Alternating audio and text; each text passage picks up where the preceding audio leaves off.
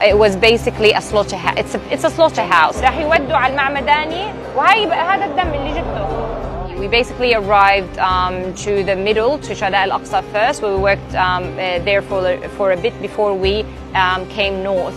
Now the situation in the north has been disastrous. Not saying that in the south it wasn't, because when we were south, we thought, me and the other Australian doctor that was with me, Dr. Saya Aziz, that we've seen the worst with the starvation, with the strikes, with the injuries that we saw, and with the amount of people, the starvation, the sewage, no clean water, people living in the hospital, people evacuating there every day. However, when we went north, it was another level of disaster. It was basically a slaughterhouse. It's a slaughterhouse.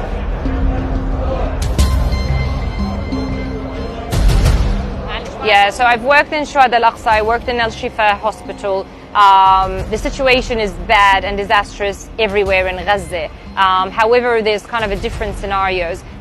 So people in Gaza are basically waiting to die in different ways. So it's kind of, they're waiting their turn to die. So we're either being killed by a bomb and a strike with different weapons, F-35, F-16 quadcopters, Apaches, the robotic injuries, and all sort of other weapons, snipers and the tanks.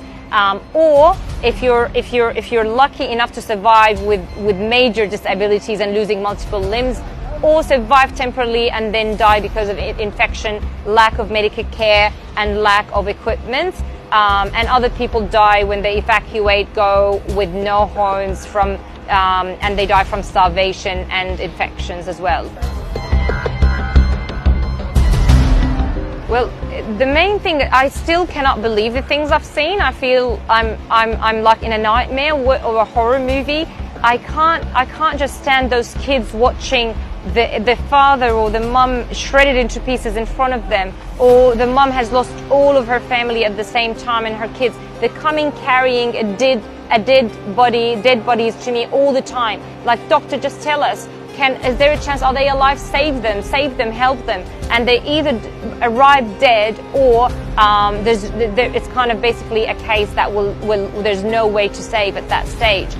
So it's really, really, really heartbreaking and difficult, and no matter, there's no way to express, there's no word to express the amount of pain that causes that shouldn't happen to anyone in the world. The people, what people of Gaza are living, no one can tolerate.